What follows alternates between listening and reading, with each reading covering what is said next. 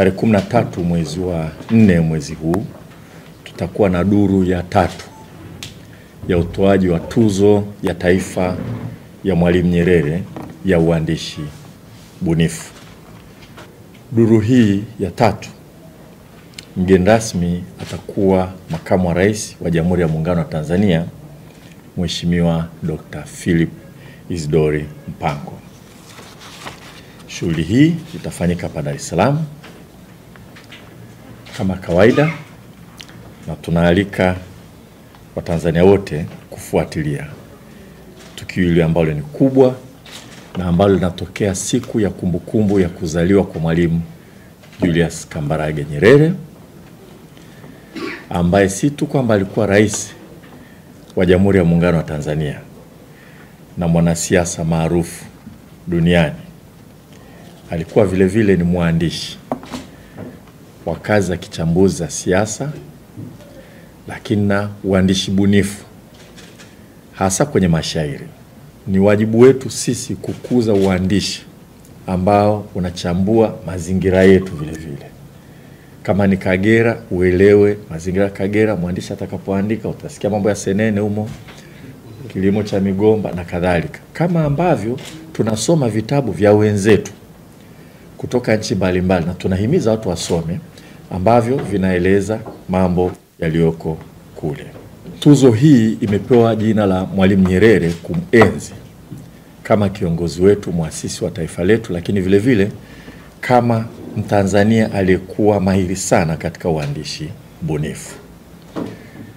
Na lengo la tuzo hii kama alivyoeleza Dr. Komba pamoja na kuwatambua kitaifa na kuwazawadia waandishi mahiri wa uandishi bunifu katika nyanja mbalimbali za uandishi bunifu kama ambavyo Profesa Penina Mlama ataelezea, ili kuwatia moyo, kuwatia shime na kuhamasisha waandishi wengi wajitokeze kuandika, kwa kujua kwamba utakapoandika unatambuliwa na taifa lako.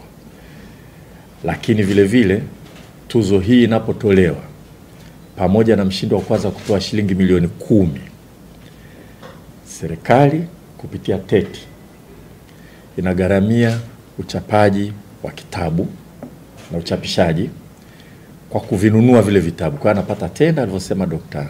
Komba kuhakikisha kwamba kile kitabu kinaingia mtandaoni. Tulikuwa na tatizo kabla ya hapa, waandishi bunifu wakiandika kazi zao nzuri, ni kazi sana kukuta publisher ambayo yuko tayari kupokea kazi hizo. Hata anasema kwamba kazi yako ni nzuri, lakini soko hili tutachapisha, hatutorudisha fedha zetu.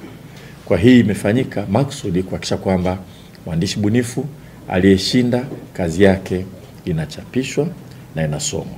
Lengo la pili ni kukuza lugha yetu ya Kiswahili, kwa sababu tuzo hii inatolewa tu kwa waandishi bunifu wanaotumia lugha yetu ya taifa ya Kiswahili. Tuzo hii ilianza tangu mwaka wa fedha 2022-2023.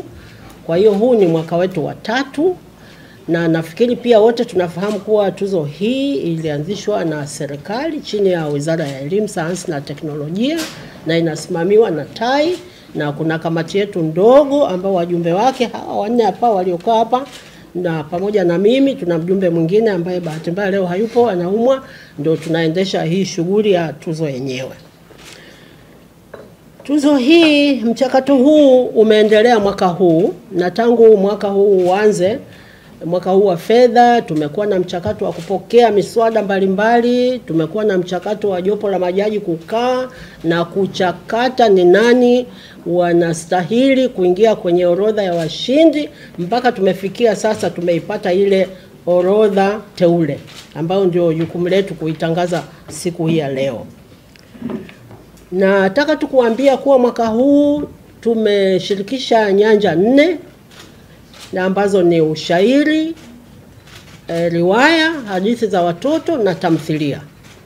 Na haya pia ni maendeleo, kwa sababu mwaka wa kwanza tulianza na nyanja 2 tu, ushairi na riwaya. Mwaka wa pili tukaongeza hadithi za watoto. Mwaka huu tumeongeza tamthilia.